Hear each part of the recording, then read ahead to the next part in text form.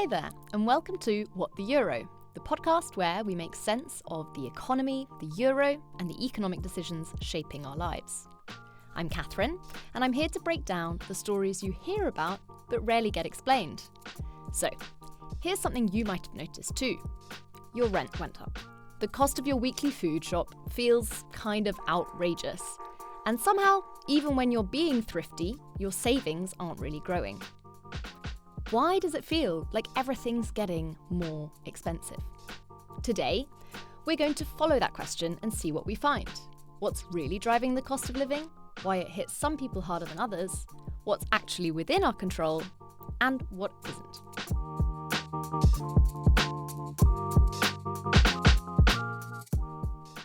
So, how much money do you spend each month to cover your basic costs? And if you think back to, say, 5 years ago, does it feel like that number has been increasing? I was talking to some friends about this recently, and we all agreed on one thing. Yeah, it feels like there's less money left at the end of the month. So I wanted to dig a bit deeper. Inflation has been all over the news a few years ago after the pandemic, but much less so in the past 2 years. The way I made sense of that finding was thinking about my go-to falafel wrap. A couple of years ago, it cost €5, and now it's 7, and it's not even much bigger. My money didn't shrink, but it just doesn't stretch as far as it used to. But you know what? There's something else I noticed in those conversations with my friends. Those price increases, they don't feel the same for everyone. And this makes sense when you think about it. If you're a student sharing a flat, most of your money probably goes towards rent and groceries. But if you've just started working, you might spend more on transport, work clothing, or paying off a loan. And if you've got family, childcare, energy bills, and food can suddenly take up a much bigger chunk of your earnings. And if you don't own a car, rising fuel prices, like the ones that we're seeing at the moment, don't really affect you that much. So I headed to YouTube and found an espresso economics video on inflation stats versus your own inflation reality. Turns out, the inflation you hear about in the news isn't actually your inflation rate. I learned that inflation is basically an average. It looks at the prices of a predefined basket of goods and services that is meant to represent what people buy. But our lives are not average. And when prices go up, it doesn't hit everyone the same way. Our lifestyles shape our personal inflation rate. It's about the things we spend the most on and that we consume most regularly. But that made me curious. How have the three things that affect most of us in one way or another really been developing? Rents, food, and energy. I asked Catalina, who works closely on the topic, to tell me more about that. Rent inflation has been persistently oscillating around 3% for quite some period of time, and this is actually very much in line with its nature. Contracts tend to get updated once a year, and leases turn over gradually. In a lot of countries in the euro area, rent inflation is regulated. Now, despite this regulation and that rent inflation is contained, there are upward pressures that inflation in rents are facing. And this is the fact that construction costs are becoming more expensive, that also mortgages are expensive. So here consumers tend to opt to rent a flat instead of buying a property. And for example, also short-term rentals, especially in those cities that are very popular for tourists. Let's move to food inflation. Food inflation is quite important for consumers because this is something that we see every time we go to the supermarket. And here we have a different story. In March 2023, food inflation reached its high of 15.3%, but now it has substantially decreased to 2.5% in the latest figure that we have for April. But right now, there are two main risks that can affect the prices of consumers for food items. And the first one is higher energy costs, because higher energy costs can affect fertilizer prices, transportation costs, and in general food production. And the second one is weather effects. We observe consumer prices for energy to grow at 10.9% in April, in comparison to a long period of weak and, let's say, more stable prices. And the reason for this is the US-Iran conflict and the closure of the Strait of Hormuz. And now you might think, you know what, I don't own a car, so really energy prices are not affecting me. But this could be a misconception, because of course there is a direct effect of higher energy prices, for example, affecting the petrol and diesel prices. But there are other bills that are affected by this. For example, your electricity or your heating bill, that normally they react with a lag. Now, there are more indirect effects of energy prices, because we can think that energy is an input cost to the whole sectors in the economy, because a lot of sectors need energy to, for example, produce cars, telephones, food, and even your favorite restaurants or hotels are using energy as an input. So higher energy prices can really affect all the prices that affect consumers. Okay, that's interesting. That housing point made me think of something economists call scarcity. Lots of people wanting the same thing and not enough of it around. And once you notice it, you start seeing it everywhere. I'm thinking of a few weeks ago when I went to a Tame Impala concert with my friends. When there are only limited tickets available, inevitably the price of those tickets goes up. There are only so many seats in a venue. But food price increases are especially tough because, unlike going to a concert, eating and drinking aren't optional. There's not so much we can do to avoid these additional costs. And while food price increases seem more under control now, they still hit hard. But as I kept thinking about this, I noticed that there are also some price increases which are less obvious. Ever opened a snack and thought, wait, wasn't this bigger before? That's what economists called shrinkflation. Same price, smaller product. Then there's the subscription creep. €5 here, €10 there, music, streaming, apps, and suddenly you're spending way more each month than you realise. And buy now, pay later schemes can make things feel affordable in the moment, while quietly stacking up future costs. These things don't always show up as obvious price hikes, but they still affect your budget by the end of the month. Energy prices are a bit tricky too. They're extremely volatile and react quickly. We feel them directly when we drive, fly, cook, or heat our flats. But then there's also this indirect effect that Catalina mentioned. If energy prices stay high for longer, they also make other things like food more expensive. Even going to the hairdresser can cost more if they have to pay more to get your hair dry. But that got me thinking. If businesses react to higher costs for their products or services by raising prices, why don't wages just rise at the same pace to compensate? Catalina told me more about this. Wages and prices move in different time frames. And precisely this mismatch is what can hurt your purchasing power.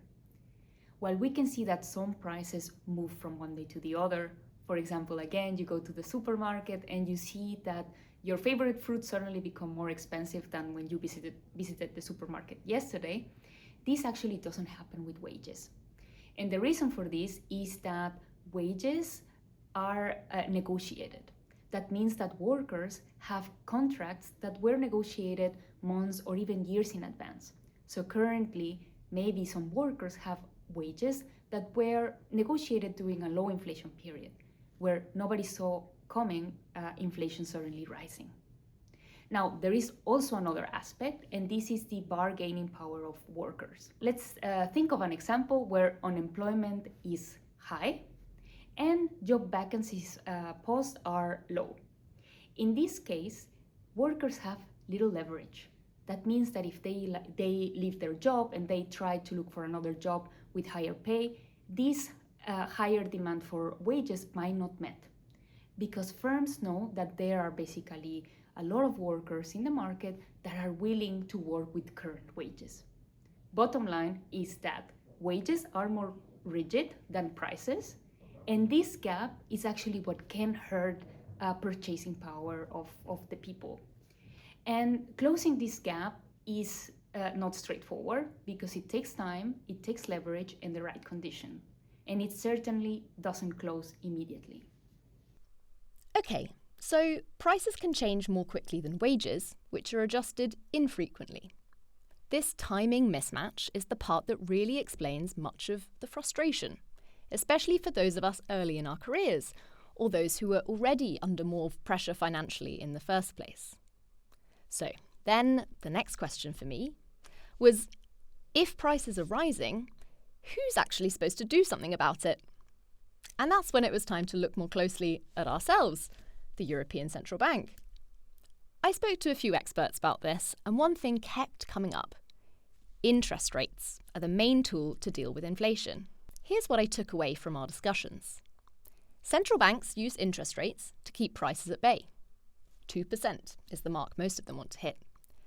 When central banks raise interest rates, borrowing money becomes more expensive. Loans cost more. Mortgages cost more. And people and businesses think twice before investing. And when people and companies spend a bit less, demand cools down, and that takes some pressure off prices. But, and this part is important, this doesn't happen overnight. Just like wages don't adjust to price increases straight away, interest rate changes don't have their desired effect immediately either. It can take months, sometimes longer, for changes in interest rates to really affect prices. And some things, like rent, adjust quite slowly. Economists call this sticky prices. No business changes its prices every day, so costs can stay higher for a while before the next adjustment shows up. There's also a bit of a balancing act here. If borrowing becomes too expensive, people and businesses might cut back too much, and that can dampen growth. But if it's too cheap, spending can stay high and prices can keep rising. Okay, so even when policies are already in place, it might feel like nothing is happening. And that central banks are constantly trying to find the right level. It sounds a bit like adjusting the underfloor heating in your apartment. Too hot? You turn it down. Then it's too cold? So you turn it up. The goal is somewhere in the middle. And that takes time. But our expert also told me something important about what central banks can and cannot do. So yeah, to start again a bit from the big picture, of course, the main job of the central bank is to keep inflation under control and to make sure that prices remain stable. Now, when we talk about this, I think there's two kind of key things to keep in mind. First of all, of course, for example, when prices increase too quickly, the central bank cannot just lower prices directly. What we can do is we can increase interest rates, and then, as you've already discussed before, with sort of these cascading effects over some time, this will then lower inflation again.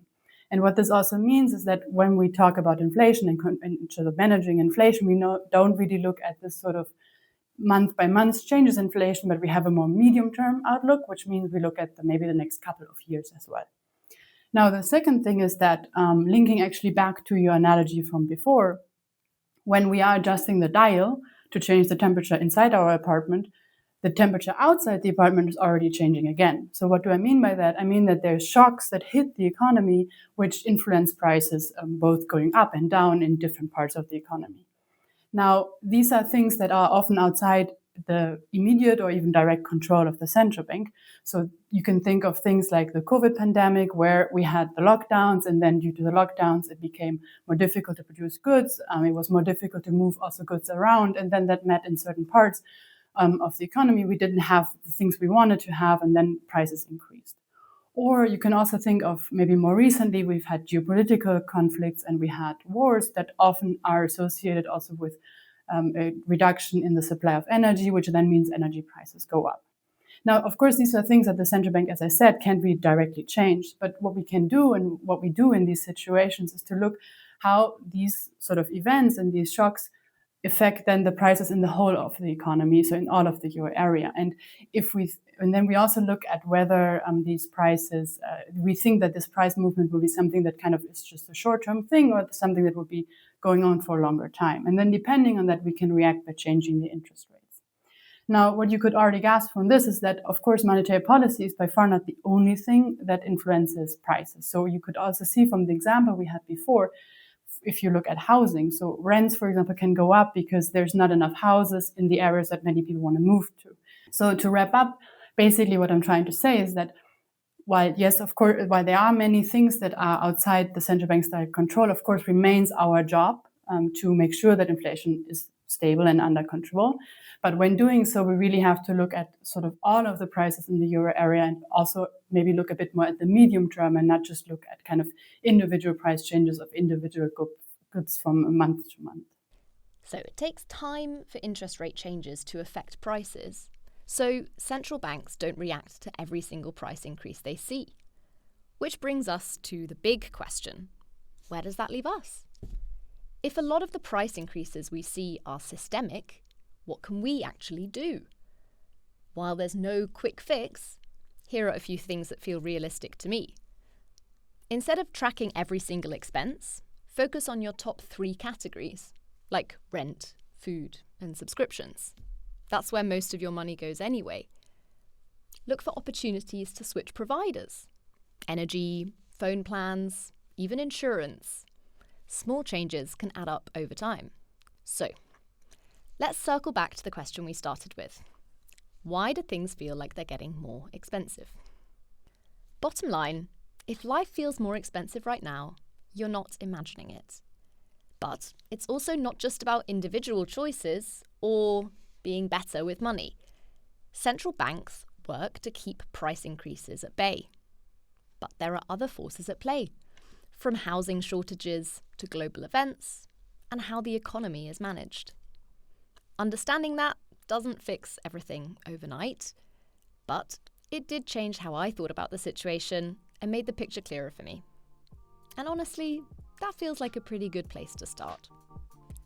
And that's all for today's episode of What the Euro. If you enjoyed it, don't forget to subscribe to the Euro Matters podcast and drop a comment or send us a DM on Instagram to let us know what you want us to cover in future episodes.